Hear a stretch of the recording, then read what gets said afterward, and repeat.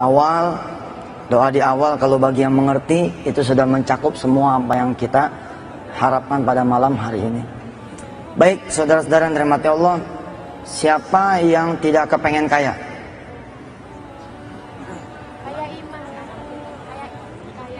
Loh, ini kaya dunia. Siapa yang tidak pengen kaya dunia? Kaya iman, ya semua mesti pengen kaya iman. Siapa yang pengen hidupnya susah? Siapa yang kepengen doanya nggak dikabul? Siapa yang kepengen hidupnya masalah terus? Siapa yang kepengen hidupnya fakir abadan abada? Nggak ada.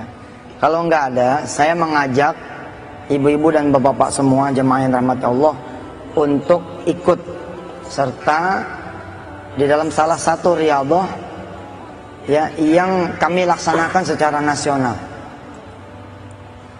Ada banyak riyadhah, malam hari ini saya bagi satu. Tapi satu ini dipegang, didawamin, diistiqomahin, dilaksanain. Saya tidak akan bagi kalau sebelum saudara-saudara semua berjanji bahwa saya akan sungguh-sungguh untuk melaksanakan apa yang Ustadz Yusuf Mansur seru. Janji dulu, oke? Siap? Sebab ini ilmu mahal. Kalau ini ilmu diumbar begitu saja, lalu tidak ada yang menyambut, eman. Mendingan saya ngomong berdua. Siapa yang mau, ayo sini berdua. Lah karena semua mau, ini saya kasih. Ibu bapak yang dirahmati Allah, kita yakin ini juga yang diwasiatkan oleh para alim ulama, para guru-guru, bahwa di antara surah-surah di dalam Al-Quranul Karim, ada di antara surah-surah yang merupakan pembuka pintu rizki, yang kalau kita kemudian baca, maka kita tidak akan fakir selama-lamanya. Tapi sayang beribu sayang, ada yang tahu tapi malas kemudian mendawamkannya. Ada juga yang memang tidak tahu. Malam hari inilah mungkin Allah kasih keredoannya, kita kemudian bisa mengetahui sedikit dari rahasianya. Salah satu riyadhah yang dijalankan oleh saya ketika saya punya hutang dulu, hingga kemudian hutang itu kempes betul. Salah satu riyadhah yang saya lakukan ketika kemudian saya merasa lagi diuji oleh Allah dengan kehinaan. Zaman dulu ibu, zamanan ya, zaman dulu, Masya Allah. Sekarang mah apa? Saya lewat, ditarik sana, tarik sini. Ustadz foto dong, Ustadz minta tanda tangan dong, Ustadz minta nomor handphonenya dong. Dulu mah Masya Allah, saya berdiri di pinggir jalan nggak ada yang negor. Kalau itu masih mending. Ini orang saya lewat, mereka memalingkan muka karena tidak mau berteman dengan saya. Saya lewat, kalau bisa itu pintu ditutup karena tidak mau ke bawah sialnya oleh saya. Zamanan, ya waktu dulu, Masya Allah, saya tidak punya harga. Tidak punya harga.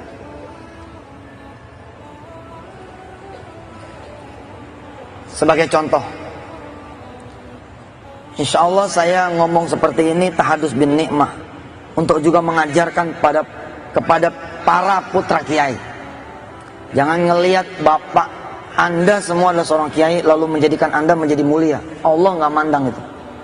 Kalau Allah sudah mau mencabut kemuliaan, bas, Anda lebih jelek daripada anak seorang pencuri. Anda lebih jelek daripada anak seorang perampok, lebih jelek daripada anak seorang pezina. Tapi kalau Allah sudah mau memuliakan, bisa sebaliknya. Anak seorang pezina pun mungkin, karena itu hak Allah lah yang memuliakan dan menghinakan, bisa menjadi mulia, atau sebaliknya bisa menjadi hina. Pada suatu saat saya pulang ke rumah Bu, Pak, untuk menunjukkan betapa hebatnya surah ini, betapa fadilahnya, Masya Allah, begitu agung, begitu mulia. Saya kebetulan lahir, alhamdulillah, di rumah kiai, di balai kiai. Nama jalan di sepanjang jalan dari mulai Ketapang, Jakarta, ya, sampai ke flyover stasiun kota, itu memakai nama jalan buyut saya, Kiai Haji Muhammad Mansur. Kebayangkan harusnya saya hidupnya mulia, harusnya saya hidupnya enak, harusnya orang menghargai saya. Tapi itulah, saya tidak bersyukur atas nikmat itu. Saya tidak bersyukur atas nikmat itu.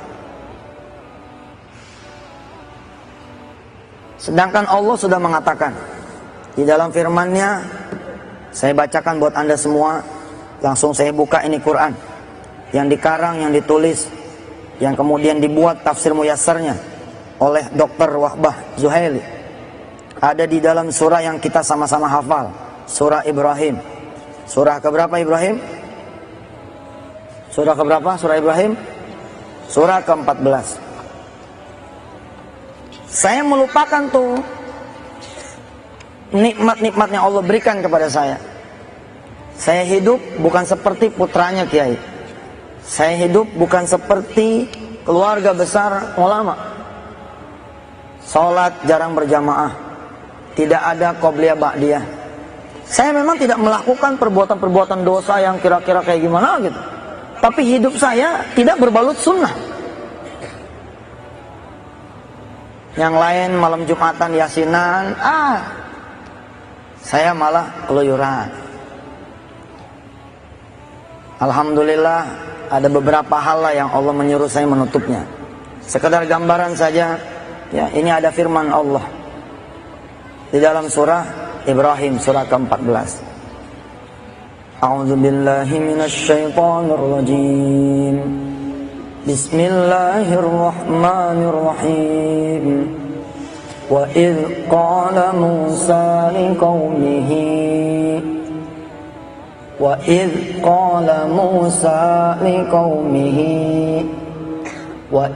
قَالَ مُوسَى لِقَوْمِهِ اذْكُرُوا نِعْمَةَ اللَّهِ عَلَيْكُمْ إِذْ أَنْجَاكُمْ مِنْ آلِ فِرْعَوْنَ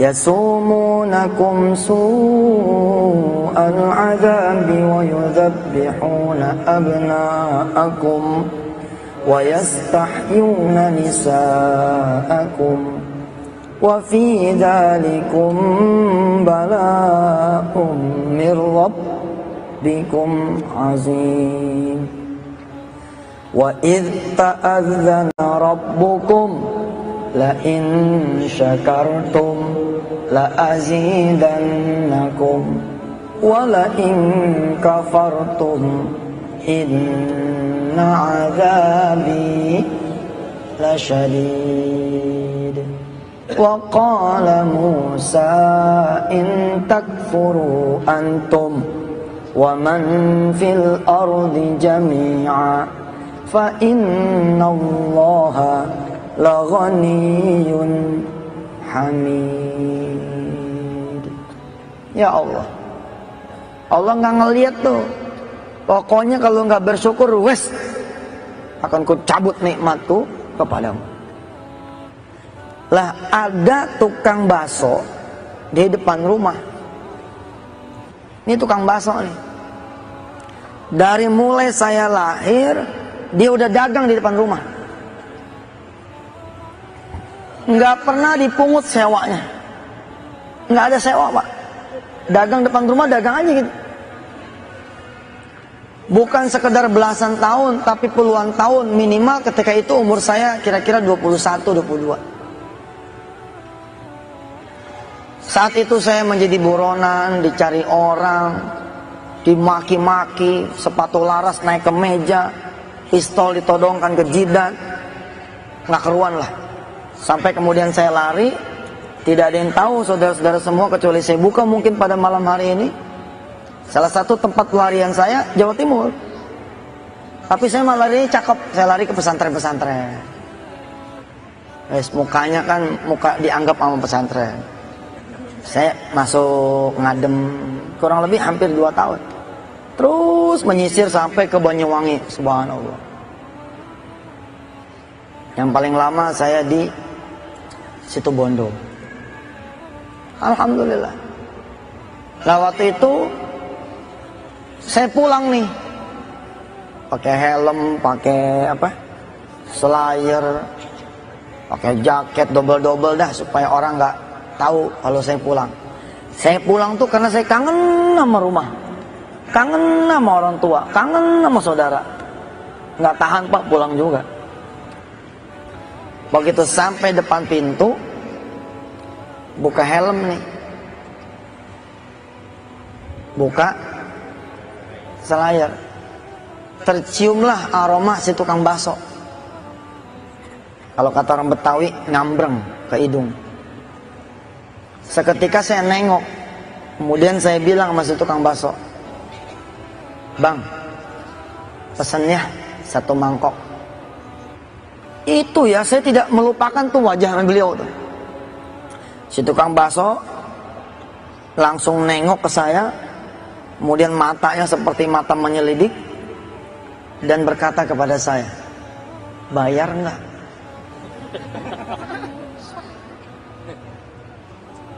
Buat ibu dan bapak yang tidak berada di posisi saya, mungkin kalimat ini jadi biasa. Tapi ketika itu, hok gitu, jantung ini berasa banget. Ya Allah, segininya kau udah diambil sama Allah kepercayaan. Sampai tukang bakso yang kalau saya minta pun harusnya nggak ada masalah, cuman 1 mangkok dan tidak pernah dipungut sewa bertahun-tahun. Tiba-tiba dia khawatir saya nggak bayar. Saking saya dikenal sebagai orang yang punya utang banyak, Pak. Saya ngadu sama ibu saya, lalu ibu saya mewariskan nih apa yang saya wariskan kepada saudara-saudara semua. Jangan peduliin omongan orang. Ada orang kan ngomong begini, si ustadz tuh amal apa-apa dibawa kepada kekayaan, amal apa-apa dibawa ke duit, amal apa-apa dibawa kepada dunia. Kalau saya mah sederhana saja. 1, kita tidak haram meminta dunia kepada Allah Azza wa Jalla. Yang tidak boleh kita mengambil dunia dengan cara-cara yang haram. Perhatikan ya kalimatnya. Kita tidak diharamkan meminta dunia kepada Allah Azza wa Jalla. Yang tidak boleh adalah mengambil dunia dengan cara-cara yang haram. Sebagian tahu kunci-kuncinya mencari dunia, sebagian tidak tahu, karena itulah dia kecapean, keletihan, atau mungkin salah jalan. Sebagian ada yang tahu, sehingga kemudian Allah antar apa yang dia butuhkan. Ibu saya, nenek saya, bibi saya, karena barangkali beliau-beliau itu orang istiqomah, nggak punya banyak macam-macamnya dan tauhidnya bagus, mewariskan itu kepada saya. Dan terbukti. Ibu saya nulis tuh dengan tangannya, kalau pengen Allah nolongin kamu, cegat waktu asar. Jadi waktu asar nih jangan kayak orang-orang dipanggil baru datang. Jangan. Kalau lagi punya masalah sebelum asar datang, kita udah datang duluan. Paham tuh? Ngejegat waktu asar tuh begitu. Kalau lagi punya masalah banyak, cegat waktu subuh. Jangan biarkan itu subuh sama asar ngeduluin kamu. Insya Allah pertolongan Allah itu udah dekat kalau kamu bisa seperti itu. Tadi saya bilang riyadhah ini banyak sekali. Kalau bapak dan ibu memperhatikan di layar kaca, saya senantiasa membagi dikit-dikit. Dikit, karena emang tidak semua orang kemudian ala kulli juhdihin, ya, berlari kepada Allah Subhanahu wa taala, nggak bisa. Bisa sih kalau udah kepepet bener. Biasanya kalau udah kepepet bener apa aja dilakonin. Tapi kalau masih standar, ya. Apa yang ditulis oleh ibu saya? Ya Fattahu, Ya Razzaqu, Ya Muhawwilal ahwali, hawwil halana ila ahsanil hal. Hasbunallahu wa ni'mal wakil, ni'mal maula wa ni'man nasir. La haula wa la quwwata illa billahil aliyyil azim. Ini diijazahkan langsung oleh ibu saya kepada saya. Saya megang itu kertas sambil bergetar, Pak. Bayangin ya, nasihatnya aja udah subhanallah nih. Ya Fattah, wahai yang maha membuka. Buka semua apa yang menjadi penutup saya ya Allah. Buka apa yang menjadi penutup anak saya ya Rahman. Ya Fattah disebut Asmaul Husna. Ya Fattah. Ya Razzaq, wahai yang maha memberikan rezeki. Ya Muhawwilal Ahwal, wahai yang maha mengubah keadaan. Hawwil halana ila ahsanil hal. Ubah keadaan kami ya Allah kepada keadaan yang lebih baik lagi. Tergantung saudara-saudara nanti memakainya. Ketika dipakai sama orang-orang yang punya hutang, tentu keadaan yang lebih baik adalah hutangnya lunas. Kalau dibaca dalam keadaan suami ringan tangan, insya Allah Allah akan ubah suami menjadi penyayang, menjadi penyabar. Kalau dibaca oleh suami yang istrinya elah mulutnya Masya Allah, bukan cuman aib suami yang dibuka, tapi sak mertuanya dibuka, sak adik kakaknya dibuka, sak gurunya juga dibuka. Ya Muhawwilal Ahwal, hawil halana ila ahsanil hal, termasuk insya Allah akan mengubah keadaan istrinya. Kalau dibaca sama orang tua yang anaknya kemudian bangor, udah lebih derajatnya daripada bandel.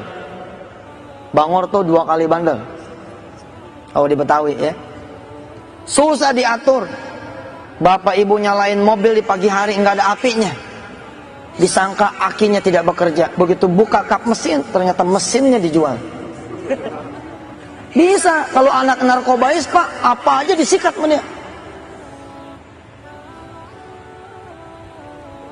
Kalau dibaca sama orang tua yang anaknya doraka, ya Muhawwilal Ahwal, maka insya Allah akan terjadi perubahan di anak kita. Dalam keadaan kita yang ngontrak, kita baca terus nih doa seperti warisannya ibu saya. Insya Allah kita akan pindah ke tempat yang lebih baik. Tadinya kontrakan yang 75 jadi kontrakan yang 150. Ya lumayan kan? Tadinya 150, baca terus jadi 300. Baca lagi jadi 1 juta, baca lagi jadi punya sendiri. Insya Allah. Dibaca terus, diwiridin terus sama yang naik motor, maka insya Allah Allah akan rubah dia menjadi Xenia, menjadi Kijang, menjadi sedan, menjadi mobil roda 4 yang dia mau. Bahkan kalau kebanyakan bacanya, insya Allah dapat mobil tronton yang 16 ban. Yo, nandanya jadi pengusaha toh, pengusaha transportir, punya banyak bus, punya banyak truk. Masya Allah. Dulu Pak saya mengingat, saking saya pengen ngelakonin apa yang dijalankan, disarankan oleh ibu saya. Mudah-mudahan Allah yang maha mengetahui segala nawaitu saya menceritakan ini kepada ibu dan bapak. Wala riya wala sum'ah. Nggak ada riya, nggak ada sum'ah. Saking takutnya nih, ini jalannya naik motor, hujan gede, bedu gede nih, hujan. Yang lain pada berhenti, saya tabrak tuh hujan. Saya tabrak tuh hujan. Sambil saya menangis, sambil saya baca itu zikir, lalu saya bilang pada Allah, ya Allah nih, saat turun hujan adalah saat yang dikabulkan oleh Allah doa-doanya para hambamu ya Allah. Saya berdoa pakai ini. Pokoknya apapun keadaan ibu, bapak, sakit yang berkepanjangan, dihina, di kantor, di perumahan, di keluarga, Allah akan ubah, Allah akan ubah, Allah akan ubah. Dan ini ada sambungannya. Apa kata ibu saya? Apa kata nenek saya? Apa kata bibi saya? Apa kata paman saya? Apa kata orang-orang tua saya? Apa kata para guru? Hampir sama. Sambungannya adalah suratul Waqiah. Sambungannya adalah suratul Waqiah. Kita hafalin dulu doanya. Bismillahirrahmanirrahim. Ya Fattahu, Ya Razzaqu, Ya Muhawwilal Ahwali, Hawwil halana ila ahsanil hal. Hasbunallahu wa ni'mal wakilu, ni'mal maula wa ni'man nasir. La haula wa la quwwata illa billahil aliyyil azim. Dan saya tidak akan tinggal ini insyaallah hatta amut, sampai saya mati. Kenapa? Karena satu, saya bilang ini zikir ya, ini Asmaul Husna, ini doa udah Masya Allah. Yang kedua, ini dari ibu saya. Disandingkan derajatnya sama kiai yang paling soleh pun kayaknya mah derajatnya lebih afdol. Ini ibu saya. Ini ibu. Tentu saja tidak mengurangi derajat para ulama yang menasihati saya. Lah karena ini dari ibu saya pegang betul. Dan ketika saya mendirikan ma'had Darul Quran, saya wajibkan itu anak-anak santri saya baca. Awal-awal saya mendirikan Darul Quran, bacanya seperti saya 111 kali ba'da sholat. Tapi saya lihat anak-anak pada teler, karena bacanya kan habis sholat. Ya Pak, ya Rasul. Saya turunin jadi 3-3, teler lagi. Aduh ampun dah anak sekarang. Saya turunin lagi jadi 11. Setelah 11 saya bilang jangan lagi ditawar. Jangan lagi ditawar. Maka saya nasihatkan diri saya dan nasihatkan kepada bapak dan ibu semua yang lagi perlu sama Allah. Kalau memang perlu sama Allah, bacanya 111 kali. Jangan tanya hadisnya sudah. Itu hadis urusan para guru. Iya, jangan jadi murid bawel. Bentar-bentar nanya hadis, mana dalil. Capek, sami'na wa ta'na aja udah sama guru mah. Insya Allah barokah. Ya, masa iya guru ngejerumusin kan begitu? Mati-mati kita kasih sama situ karena saya udah pakai kan begitu. Berhasil, tinggal make doang cerewet. Afwan ya Ustaz, dalilnya mana? Aneh kalau nggak ada dalil, aneh nggak mau. Ya udah, masih tuh, terserah situlah.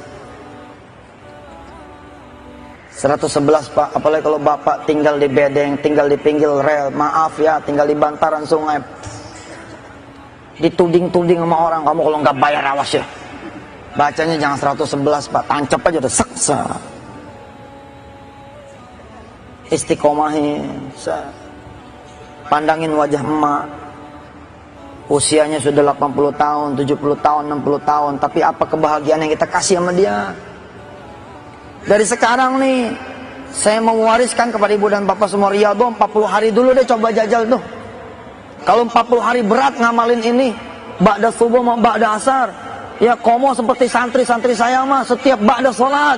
Kalau emang susah ba'da asar saja. Kalau emang susah ba'da subuh saja. Kalau memang susah juga, ya sudahlah. Dari satu hari itu jangan sampai nggak baca. Tapi kemudian istiqomahin selama 40 hari. Kalau 40 hari masih berat juga, 3 hari. Kalau 3 hari dirasa enak, 7 hari. 7 hari dirasa enak, 14 hari. 14 hari dirasa enak, 21 hari. 21 hari dirasa enak, melangsam 40 hari. Kalau udah jadi doyan, 40 jadiin 100 hari. Kalau sudah begitu insya Allah, tanda-tanda nasrun minallahi qarib.